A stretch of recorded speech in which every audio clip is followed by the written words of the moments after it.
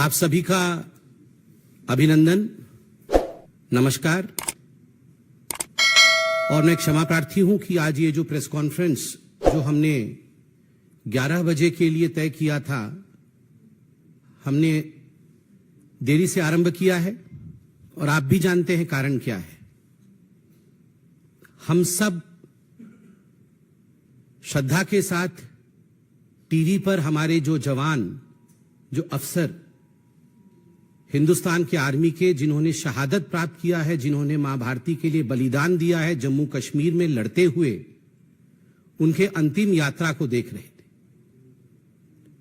और सभी के मन में दुख भरा हुआ था। सभी किस प्रकार से हम सब अपने देश, अपने भारत के लिए कुछ कर सके, इस प्रकार की भावना के साथ जुड़े हुए थे। मगर मुझे आश्चर्य होता है कि जब ऐसी परिस्थिति देश में होती है, आप लोगों में से कई चैनल ये भी दिखा रहे हैं कि अभी अटैक्स चल रहे हैं, आतंकवादी हमले हो रहे हैं, उस बीच भी कुछ नेता ऐसे हैं जो बयान देते हैं जो देश के विरोध होता है, जिसमें देश का विरोध होता है। कांग्रेस के जाने माने नेता, कांग्रेस के दिग्गज नेता सैफुद्दीन सोज, उन्होंने कश्मीर में इस हमले को लेकर जिस प्रकार का बयान दिया है और कहा है कि हिंदुस्तान को चाहिए कि वो पाकिस्तान के साथ न केवल बात करे, अपितु आतंकवादियों के दिमाग के अंदर, आतंकवादियों के मन के अंदर क्या चल रहा है, उन्हें क्या चाहिए, उसे भी समझने की कोशिश प्रधानमंत्री नरेंद्र मोदी जी को करना चाहिए। आप सोच के देखिए, ये कांग्रेस की सोच है, ये कांग्रेस की सोच है। सैफुद्दीन सोज जो कांग्रेस के दिग्गज नेता है, जिन्होंने जम्मू कश्मीर को लेकर पहले अपने किताब में कश्मीर को लेकर प्लेबिसाइट होना चाहिए, कश्मीर अलग होना चाहिए, इस प्रकार के बयान भी दिए। उन्होंने आज कहा है कि आतंकवादी के मन के अंदर, आतंकवादी के दिमाग में क्या चल रहा है, हिंदुस्तान का यह फर्ज है कि हिंदुस्तान ये जाने। आर्मी के चीफ को सड़क का गुंडा कहती है कांग्रेस, और आतंकवादी के मन को पढ़ने के लिए प्रयास करना चाहिए, इस बयान की हम निंदा करते हैं। जहां तक फारूक अब्दुल्ला और बाकी नेताओं का सवाल है, उन्होंने भी पाकिस्तान से बातचीत की, पेशकश की। मुझे दुख केवल इस बात का है कि हजारों बार हिंदुस्तान ने कहा है talks and terror can never move together. उसके बावजूद जब शहादत चल रही, जब वीर जवानों की अंतिम यात्रा चल रही हो, उस समय इस प्रकार की, मैं कहूंगा, इस प्रकार के स्टेटमेंट कहे जाएं, ये न केवल अनुचित है, अपितु ये दुखद है। हिंदुस्तान इसका जवाब देगा। मुझे तो ये कहते हुए भी दुविधा होती है, कहते हुए भी दुख होता है कि सैफुद्दीन सोज, फारूक अब्दुल्ला जैसे लोगों को एक मुख्य स्थान इन राजनीतिक पार्टियों ने दिया हुआ है, अपने अलायंस में, अपने पार्टी में, अपने ग्रुप में। उनको बॉयकॉट नहीं करते, मगर बॉयकॉट करने की बात आती है तो लोकतंत्र में पत्रकारिता को किस प्रकार बॉयकॉट करना है, उसको लेकर ये लोग आगे बढ़ रहे हैं। ये जो इंडी अलायंस है, आप सभी जानते हैं आज 15 सितंबर है। 15 सितंबर यानी अंतर्राष्ट्रीय लोकतंत्र दिवस, इंटरनेशनल डेमोक्रेसी डे। आज के दिन जिस प्रकार का एक सर्कुलर ये इंडिया अलायंस या घमंडिया अलायंस कह लीजिए, उन्होंने जारी किया है, और कुछ पत्रकारों का नाम, बकायदा नाम लिखकर जारी किया है। यह हिंदुस्तान के लोकतांत्रिक इतिहास में पहले कभी नहीं हुआ था कि इस प्रकार पत्रकारों के नाम के साथ कि हम उन्हें बॉयकॉट कर रहे हैं, एक सर्कुलर जारी किया जाए।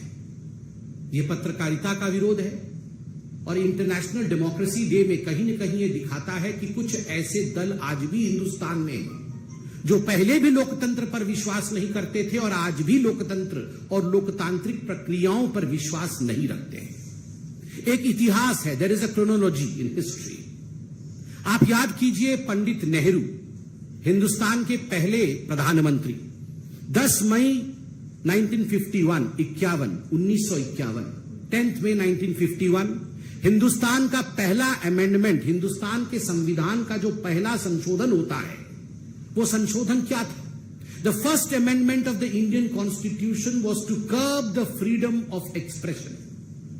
किस प्रकार से रेस्ट्रिक्ट किया जाए फ्रीडम ऑफ स्पीच को, यह पहला संशोधन, प्रथम संशोधन था पंडित जवाहरलाल नेहरू का, भारतवर्ष का। आप सोच के देखिए, भारतवर्ष की उस समय एक इंटरिम सरकार चल रही थी, इलेक्शंस भी नहीं हुए थे, मगर एक इंटरिम गवर्नमेंट द्वारा पहला संशोधन, यह किस प्रकार फ्रीडम ऑफ स्पीच को रोका जाए उसको लेकर था। इंदिरा गांधी 25 जून 1975, 25 जून 1975, declaration of emergency, the black day in the history of India democracy. इतिहास में हिंदुस्तान के लिए एक काला धब्बा बना था जब इमरजेंसी लागू इंदिरा गांधी ने किया था, और लाखों पत्रकारों को जिस प्रकार से प्रताड़ित किया गया था, संपादकीय तक पत्रकार लिख नहीं पाते थे। पुलिस बैठकर देखती थी वहां पर कि संपादकीय में कहीं इंदिरा गांधी के विरोध में कुछ लिखा जा रहा है या नहीं लिखा जा रहा है। मीसा कानून के अंतर्गत न जाने आप में से कई लोग यंग पत्रकार यहां बैठे हैं, आप में से कितने के पिताओं के ऊपर, कितनों के दादाओं के ऊपर, कितनों के जानकारों के ऊपर, कितने ही पत्रकारों के ऊपर जुल्म ढाया गया मीसा कानून के अंतर्गत। इस विषय से भी हिंदुस्तान वाकिफ है। राजीव गांधी 29 अगस्त 1988, डिफेमेशन बिल 1988, आप याद करिए उस समय बोफोर्स चरम पर था। कुछ ऐसे पत्रकार थे, जाबाज पत्रकार मैं कहूंगा उनको, और कुछ ऐसी पत्रकारिता थी जिन्होंने बोफोर्स को बड़े स्पष्ट रूप से उजागर किया था। The story of Bofors and bribe, किस प्रकार से भ्रष्ट और भ्रष्ट नेता बोफोर्स में लिप्त थे। राजीव गांधी जी के इस चरित्र को उजागर करने का काम कुछ बहुत बड़े अखबारों ने किया था। उनको लेकर जिस प्रकार एक डिफेमेशन कानून लाने का प्रयास 1988 में राजीव गांधी की सरकार ने किया था, कानून ले भी आए थे, मगर हिंदुस्तान के इतिहास का वो पहला कानून बना जिसको वापस लेना पड़ा, क्योंकि पत्रकार जगत एक होकर खड़ा हो गए। There was unity amongst the media people, सारे मीडिया के लोग एक होकर खड़े हो गए, जाग उठे, हिंदुस्तान जाग उठा, और अंततोगत्वा प्रेस कॉन्फ्रेंस करके राजीव गांधी को डिफेमेशन बिल 1988 वापस लेना पड़ा, जिसमें उन्होंने सोचा था कि जो गांधी परिवार के खिलाफ या उनके खिलाफ लिखेगा उसे सजा दी जाएगी। राहुल गांधी जी से मैं सवाल पूछना चाहता हूं, लिस्ट तो आपने जारी की है, क्या यह लिस्ट मोहब्बत की दुकान की लिस्ट है? सामान नफरत का और दुकान मोहब्बत का, ऐसा तो कभी नहीं हो सकता। You have shown your contempt against media. Hindustan के लोकतंत्र में जो चौथा स्तंभ है, the fourth pillar of Indian democracy, that is media. Media के प्रति जिस प्रकार का नफरत आपने प्रदर्शित किया है, मैं आपसे पूछना चाहता हूं, क्या यह मोहब्बत की दुकान? कदाचित नहीं। मित्रों, जब ये नेता सवाल पूछते हैं, कांग्रेस पार्टी के नेता जब सवाल पूछते हैं कि सर्जिकल स्ट्राइक में हमें सबूत चाहिए, जब कांग्रेस पार्टी के नेता और आम आदमी पार्टी के नेता ये सवाल पूछते हैं कि सर्जिकल स्ट्राइक और एयर स्ट्राइक फर्जी था, आप हमें सबूत ला के दिखाइए, गिव अस द एविडेंस। जब कांग्रेस पार्टी के दिग्गज नेता पूछते हैं कि भगवान राम किस कमरे में पैदा हुए, बताओ इस कमरे में पैदा हुए या उस कमरे में पैदा हुए। जब किसी दूसरे पॉलिटिकल पार्टी जो आज घमंडिया अलायंस में है, उसके नेता पूछते हैं भगवान राम ने किस इंजीनियरिंग कॉलेज से इंजीनियरिंग की, बताइए। जब ये सवाल पूछते हैं तो ठीक है, जायज है, इनको बॉयकॉट नहीं किया जाएगा। मगर जब पत्रकार डिबेट में सवाल पूछ लेता है इनसे कि आपके राज्य में भ्रष्टाचार क्यों हो रहा है, आपने जो आंकड़े प्रस्तुत किए थे वो आंकड़े गलत थे, सही आंकड़े ये है, क्या हिंदुस्तान की ग्रोथ स्टोरी आज विश्व में एक रिकॉर्ड नहीं कायम कर रही? क्या G20 सफल हुआ या नहीं हुआ? अगर इस प्रकार के सवाल कांग्रेस या इंडी अलायंस के दूसरे लोगों से पूछ लिया जाता है तो आप बन जाते हैं बॉयकॉट करने वाले पत्रकार। आपको बॉयकॉट कर देना चाहिए। क्यों? ये जो नेता हैं ये भगवान हैं। ये भगवान पे सवाल उठा सकते हैं और पत्रकार जो हैं वो नेताओं पे सवाल नहीं उठा सकते हैं, उनसे सवाल नहीं पूछ सकते। मित्रों, ये राहुल गांधी जब विदेश जाते हैं, अभी भी विदेश में है जहां तक मैं जानता हूं, कुछ प्राइवेट मीटिंग वगैरह कर रहे हैं, आज मैंने देखा है सोशल मीडिया। श्याम पित्रोदा ने बताया प्राइवेट मीटिंग गुप्त रखी जाएगी, बताया नहीं जाएगा। जब ये जाते हैं फॉरेन कंट्री में और विदेश की भूमि में जाके देश के विरोध में बोलते हैं, राहुल गांधी अमेरिका में लंदन में जाके कहते हैं कि हिंदुस्तान में लोकतंत्र समाप्त हो गया, पत्रकारों के साथ दुर्व्यवहार किया जाता है, we don't have right to express ourselves in India, there is no freedom of speech in India. This is freedom of speech Rahul ji. ये जो आपने लिस्ट जारी की है ये फ्रीडम ऑफ स्पीच है, ये पत्रकारिता का सम्मान है, ये पत्रकारों का सम्मान है। ये जो बॉयकॉट करके आप सम्मान दिखा रहे हैं डेमोक्रेसी का, ये आज पूरा विश्व देख रहा है, पूरा हिंदुस्तान देख रहा है। और मित्रों, आप सब पत्रकार बैठे हैं यहां पर, और आपके माध्यम से और टीवी के कैमरे के माध्यम से मैं करोड़ों पत्रकारों से आज सवाल पूछता हूं, क्या ये जो 14 नाम लिखे गए हैं ये बॉयकॉट के नाम है या ये टारगेट लिस्ट है? क्या इनको केवल बॉयकॉट किया गया है या इनको टारगेट करने के लिए इनके नाम जारी किए गए हैं? मैं ये सवाल पूछता हूं। ये हिट लिस्ट है। कुछ ऐसे पत्रकार हैं जो डिबेट नहीं करते, जो डिबेट नहीं करते हैं, आप उनमें गेस्ट भेजेंगे ही कैसे? तो उनके नाम क्यों रखे गए हैं? टारगेट करने के। एफआईआर डालेंगे, आपको छोड़ेंगे नहीं, आपको मसल के रख देंगे। और आप बताइए, एक पॉलिटिकल पार्टी के कार्यकर्ता होते हैं, अब मैं कांग्रेस के लिए या उनके पार्टी के लिए कहूंगा नहीं कि लाखों कार्यकर्ता है, हजारों तो हैं, कुछ सौ तो हैं ही। आपके कार्यकर्ता कल अगर इस हिट लिस्ट में जिनके नाम दिए गए हैं उनके साथ दुर्व्यवहार करें, उन पर हमला कर दे, क्योंकि आपने लिस्ट जारी की है बकायदा कि ये नफरती पत्रकार है, और प्रेस कॉन्फ्रेंस करके कहा है कि ये नफरत का दुकान चलाते हैं। अगर कुछ लोग इनके ऊपर दुर्व्यवहार कर दे तो इसके लिए जिम्मेदार कौन है? तो मैं इसको बॉयकॉट का लिस्ट कदाचित नहीं कहूंगा, मैं कहूंगा this was a hit job done by a hit list release by the Congress party and the Indian alliance. ये एक हिट जॉब है और मुझे लगता है इसे सारे पत्रकार फ्रेटर्निटी को बहुत गंभीरता से लेने की आवश्यकता है। बंगाल में तो देव माल्या बागची नामक एक पत्रकार परसों ही शायद गिरफ्तार भी हुए, केवल इस कारण से गिरफ्तार हुए हैं क्योंकि उन्होंने सच्चाई दिखाई है। किस किस को बॉयकॉट करेंगे राहुल जी, सोनिया जी, किस किस को बॉयकॉट करेंगे आप? चंद दिनों पहले तो ये रणदीप सुरजेवाला जी बोल रहे थे, एक भाषण में कह रहे थे कि जिन जिन लोगों ने, जिस जनता ने नरेंद्र मोदी को वोट दिया है वो राक्षस है। जनता राक्षस है, जो मोदी को वोट देती है, जो बीजेपी को वोट देती है वो राक्षस है, उसका बॉयकॉट होना चाहिए।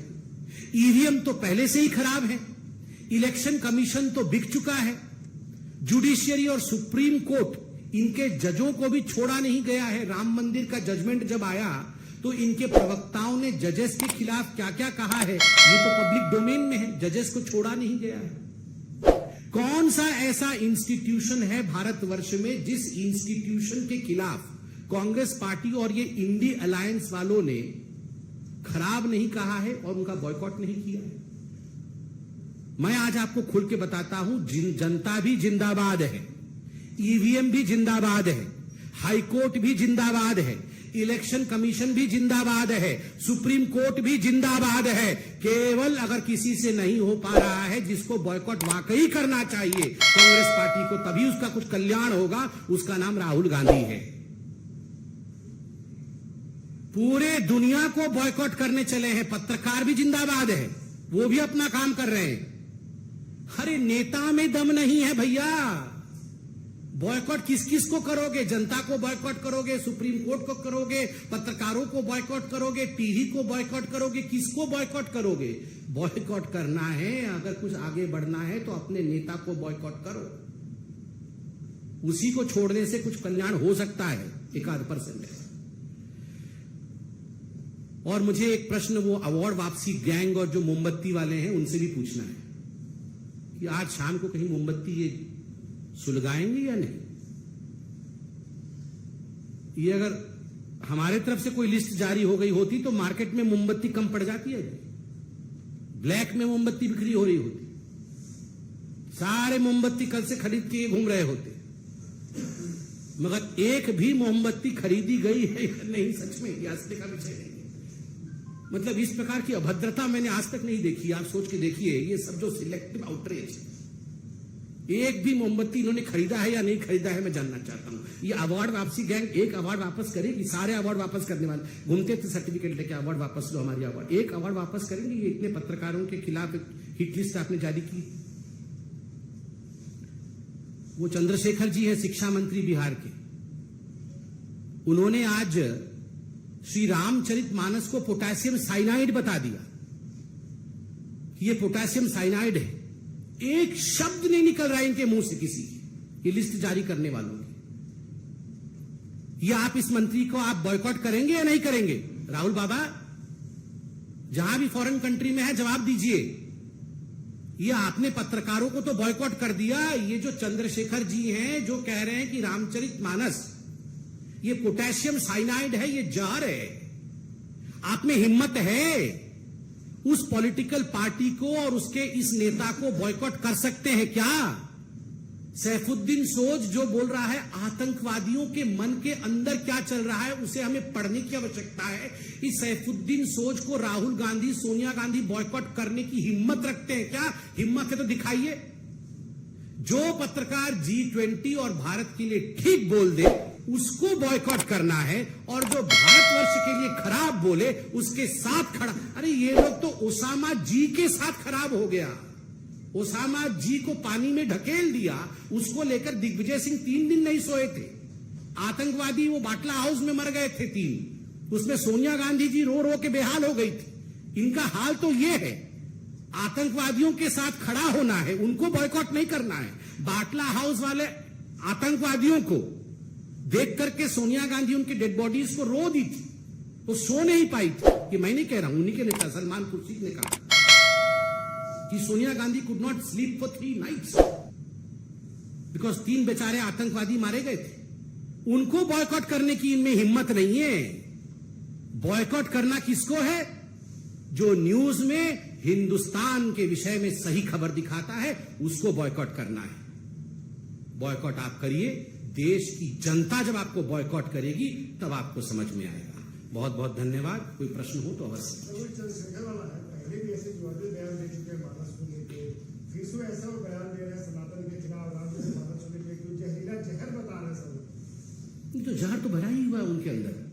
ये जितने भी इंडी अलायंस वाले हैं, इन सबके अंदर हिंदू धर्म के लिए जो जहर भरा हुआ है, उनके हर वाक्य में ये विषय दिख रहा है। वरना आप सोचिए, कोई ये बोल सकता है कि हिंदू धर्म डेंगू है? कोई ये बोल सकता है कि हिंदू धर्म मलेरिया है? कोई ये बोल सकता है कि हिंदू धर्म एड्स है? ऐसे शब्दों का तो प्रयोग ये रोज रोज कर रहे हैं और कह रहे हैं कि रामचरितमानस पोटेशियम साइनाइड है। अरे करोड़ों लोगों की आस्था है, राम नाम सत्य है कह के हम सब इस धाम से परलोक जाते हैं। उस राम के नाम को जहर बताना, इतनी हिम्मत जो लोग रखते हैं, वो इस देश के ही मूल आस्था पर सवाल करते हैं, उस पर चोट करते हैं। इसमें तो कोई दोमत ही नहीं।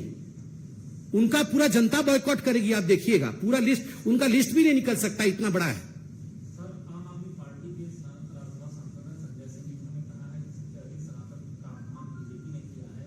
राम मंदिर के झंडा चोरी और उनके पूर्व उप मुख्यमंत्री दिनेश शर्मा ने तो माता पिता को अस्तित्व देने तक कह दिया। देखिए, ये आम आदमी पार्टी के बारे में तो सवाल पूछिए ही मत। ये आम आदमी पार्टी वो पार्टी है, ये तो अभी 14 की लिस्ट निकली है, उन्होंने तो 24 की लिस्ट निकाली थी बॉयकॉट करने की। लालू प्रसाद यादव उसमें नंबर 1 थे कि सबसे बड़ा भ्रष्ट ये लालू प्रसाद यादव। नंबर 2 पे फिर वो जिसके साथ अभी सब गलबैयां कर रहे हैं ये अरविंद केजरीवाल जी, वो सबसे नंबर 1 भ्रष्ट पे थे। और अब सबके साथ बैठकर बोल रहे हैं कि बीजेपी खराब है। आप सोचिए, उस आम आदमी पार्टी पे ये सारे पार्टी को देखिए। मतलब ये मुझे तो कुछ समझ ही नहीं आ रहा है, ये इंडिया अलायंस क्या कर रहे हैं। ये पहले आम आदमी पार्टी कांग्रेस को बॉयकॉट कर रही थी, कांग्रेस आम आदमी पार्टी को बॉयकॉट कर रही थी, ममता बनर्जी अधीर रंजन चौधरी को बॉयकॉट कर रही थी, अधीर रंजन चौधरी ममता बनर्जी को बॉयकॉट कर रहे थे। वहां पर पंजाब में आम आदमी पार्टी बोल रही थी हम कांग्रेस को घुसने नहीं देंगे। यहां पर नीतीश कुमार और आरजेडी में 36 का आंकड़ा चल रहा था, ये एक दूसरे को बॉयकॉट कर रहे थे। आज ये सब एक होकर बोल रहे हैं पत्रकार को बॉयकॉट कर रहे हैं। कोई जमीर ही नहीं है इनका, ये क्या करते रहते हैं? ये सबको बॉयकॉट करके अपने लिए सत्ता का शॉर्टकट ढूंढ रहे हैं। धन्यवाद।